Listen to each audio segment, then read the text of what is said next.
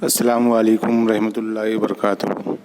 दुनिया में सबसे ज़्यादा मुतमईन वो लोग हैं जिन्हें अपने मामलात अल्लाह के सुपुर्द करने की आदत है। अज़ीज़ तलबा व तालिबात, इस उर्दू ऑनलाइन तदरीस में आप तमाम का खैर मकदम है। सबक नंबर 3, रस्म रिवाज की पाबंदी के नुकसानात, जिसके मुसन्निफ़ है सर सैयद अहमद का। इसका हिस्सा पंजुम। इससे पहले हमने 4 हिस्से का मुताला कर चुके हैं। आज आखिरी हिस्सा सबक का हिस्सा पंजुम का मुताला शुरू करने जा रहे हैं। तो आइए हिस्सा पंजुम का मुताला शुरू करते हैं। इससे पहले की वीडियो में हमने पढ़ा था कि जो यूरोप की कौमें हैं वो रस्म रिवाज को किस तरह मानती है और उसमें किस तरह नयापन लाती है और कैसी तरक्की करती है। अब इस पैराग्राफ में चीन के मुतालिक मुसन्निफ़ ने बात की है। तो आइए शुरू करते हैं कि इस मामले में हमको मुल्क चीन के हालत पर गौर करने से इबरत होती है। चीनी बहुत लईक आदमी है, बल्कि अगर बाज़ बातों पर लिहाज किया जाए तो वो अक्लमंद भी है। और उसका सबब यह है कि उनकी खुशकिस्मती से इब्तिदाई में उनकी कौम में बहुत अच्छी रस्में कायम हो गई। और ये काम उन लोगों का था जो उस कौम में नहायत दाना और बड़े हकीम थे। यानी चीनी लोग बहुत दानिशमंद होते हैं और बहुत ही लायक इंसान होते हैं। उसकी सबसे बड़ी वजह यही उनकी खुशकिस्मती ये रही कि इब्तिदाई से उनकी कौम में बहुत अच्छी रस्में कायम हुई। और ये रस्में उन लोगों ने कायम की जो नहायत दाना यानी दानिशमंद और बड़े हकीम थे। चीन के लोग इस बात में मशहूर और मारूफ है कि जो उम्दा से उम्दा दानिश और अक्ल की बातें उनको हासिल है, उनको हर शख्स की तबीयत पर बखूबी मनकश करने के वास्ते और उस बात के लिए कि जिन शख्सों को वो दानिशमंदी की बातें हासिल है उनको बड़े बड़े ओहदे मिले, नहायत उम्दा तरीके उनमें राइज है और वो तरीके हकीकत में बहुत ही उम्दा है। बेशक जिन लोगों ने अपना ऐसा दस्तूर कायम रखा उन्होंने इंसान की तरक्की के इसरार को पा लिया और इसलिए चाहिए था कि वो कौम तमाम दुनिया में हमेशा अफजल रही थी, मगर बरखिलाफ़ उसके उनकी हालत सुकून पजीर हो गई और हज़ारों बरस से साकिन है। और अगर उनकी कभी कुछ और तरक्की होगी तो बेशक गैर मुल्कों के लोगों की बदौलत होगी। इस खराबी का सबब यही हुआ है कि उस तमाम कौम की हालत यकसा और मशाबा हो गई और सबके ख़यालात और तरीक़े माशरत एक से हो गए और सब यकसा कवाइद और मसाइल की पाबंदी में पड़ गए। और इस सबब से वो क़ुव्वतें जिनसे इंसान को रोज़ बरोज़ तरक्की होती है उनमें से मादूम हो गई। यानी चीनी लोग जो थे वो बहुत ही दानिशमंद होते, अक्लमंद होते हैं और उनकी जो अक्ल की बातें है वो उस वजह से हर शख्स की जो तबीयत है, हर शख्स का जो अनोखापन है वह बखूबी एक दूसरे को वो शेयर करते हैं, अच्छी बातें बताते हैं। और उसके लिए कुछ चंद जो शख्स दानिशमंद जो बातें करते हैं, जिनको बातें हासिल है, वो उनके मुल्क में उनको बड़े बड़े ओहदे मिलते हैं जो लोग दानिशमंद हैं। और वो नहायत ही उम्दा तरीके से वो बातों को राइज करते हैं और वो तरीके की हकीकत में और वो तरीके जो होते हैं उनके बहुत ही उम्दा तरीके होते हैं। जो दानिशमंद लोग तरीके राइज करते हैं तो वो तरीके उम्दा होते हैं। और जिन लोगों को वो अपना दस्तूर में कायम रखना चाहते हैं, जो उसूलों को और जो उसूलों को वो अपने मुल्क के दस्तूर में कायम रखते हैं, नए तरीक़ों को, जिससे इंसान की तरक्की बहुत उरूज पर होती है, बहुत जल्दी तरक्की करते हैं, है ना। तो हमें भी चाहिए कि हम भी ऐसे नए तरीके ईजाद करें और उन तरीक़ों को हमारी कौमों में, हमारे मुल्क में नाफिज करें ताकि हम तरक्की कर पाए।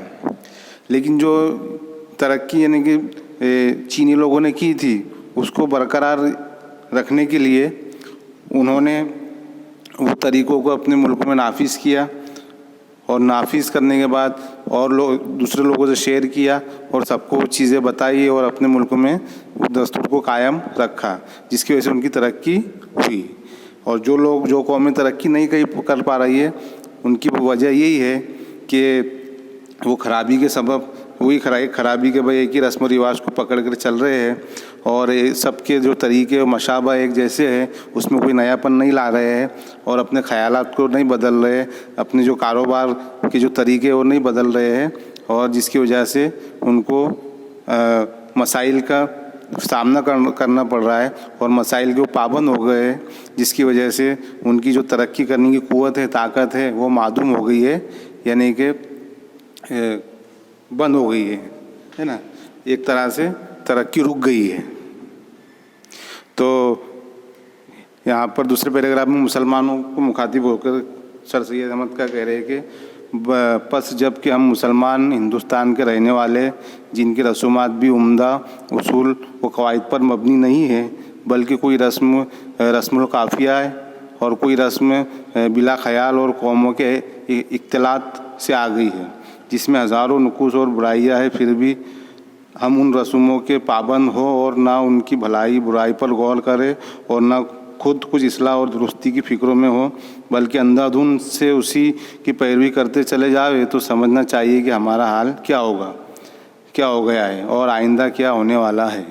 यानी मुसलमान हिंदुस्तान के मुसलमानों से कह रहे हैं कि हमारी जो रस्में हैं, हमारी जो उसूल कवायद के उसूल है, वो किन उसूलों पर मबनी है हमारी रस्में।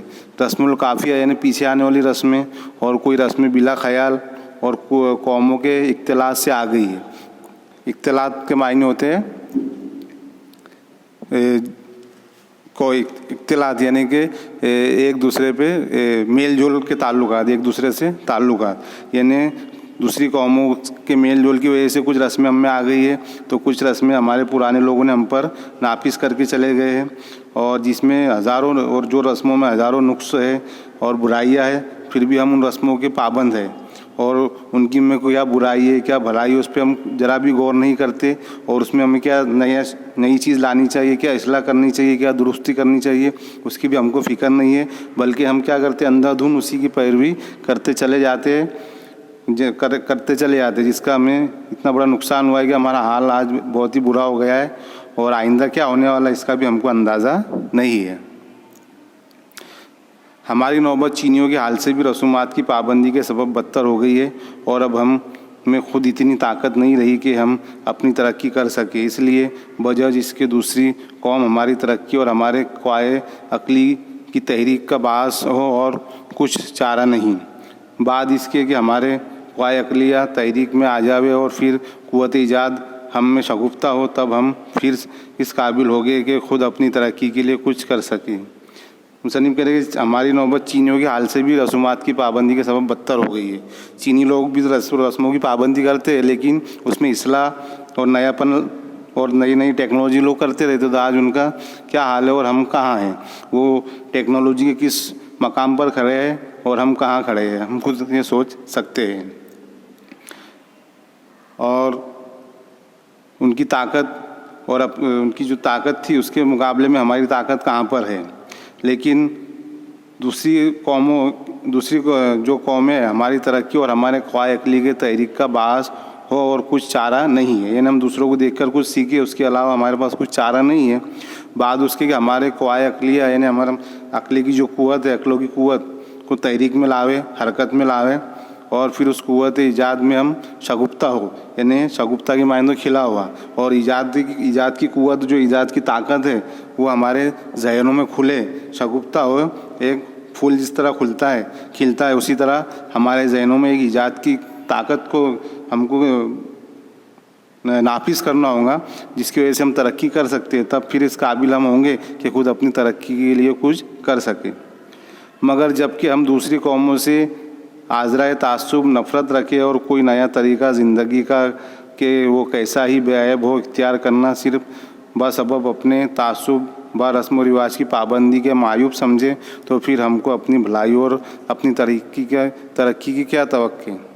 यानी हम अगर कोई दूसरी कौमों से तासुब रखते हैं, यानी उनसे नफ़रत करते हैं और उनकी नई नई टेक्नोलॉजी नहीं अपनाते हैं, तो फिर हमारी तरक्की भी नहीं हो सकती है ना, क्योंकि हम रस्म रिवाज के एकदम तासुब है नहीं, हम रस्म रिवाज की हिमायत में है और उसके एकदम पाबंद है, और उसको नहीं करने वाले को मायूब समझते हैं, ना ऐबदार समझते हैं। जो रस्म रिवाज के पाबंद नहीं है, मायूब के मायने होता है ऐबदार, तो जो लोग रस्म रिवाज की पाबंदी नहीं करते उनको हम ऐबदार समझते हैं। तो फिर हमको अपनी भलाई और अपनी तरक्की की क्या तवक्के होगी। इसके लिए हमें चाहिए कि ये सब चीज़ें को छोड़ो, और जो रस्में में हम इस्लाह कर सकते हैं, नयापन ला सकते हैं, उसमें नया टेक्नोलॉजी, नई बातें डालकर हमें तरक्की करनी होंगी। आगे कहते हैं कि मगर जो कि हम लोग मुसलमान हैं और एक मज़हब रखते हैं जिसको हम दिल से सच जानते हैं, इसलिए हमको मजहबी पाबंदी ज़रूर है। और उसी कदर है कि जो बात माशरत और तमद्दुन और ज़िंदगी बसर करने और दुनियावी तरक्की की इख्तियार करते हैं, उसकी निस्बत इतना देख ले कि वो मबाहत शरिया में से है या मुहर्रमात शरिया से दूर।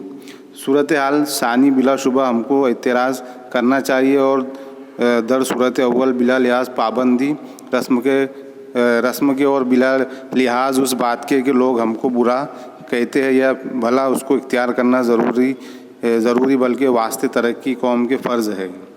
खुदा हमा मुसलमानान रा बरी रकार तौफीक दहद आमीन। तो मुसन्निफ सर सैयद अहमद का कह रहे हैं कि हम मुसलमान हैं और एक मज़हब रखते हैं जिसको हम दिल से सच मानते हैं ईमान। तो इसलिए हमको चाहिए कि जो मज़हब की पाबंदी ज़रूरी, हमको मज़हब की पाबंदी करना भी ज़रूरी है।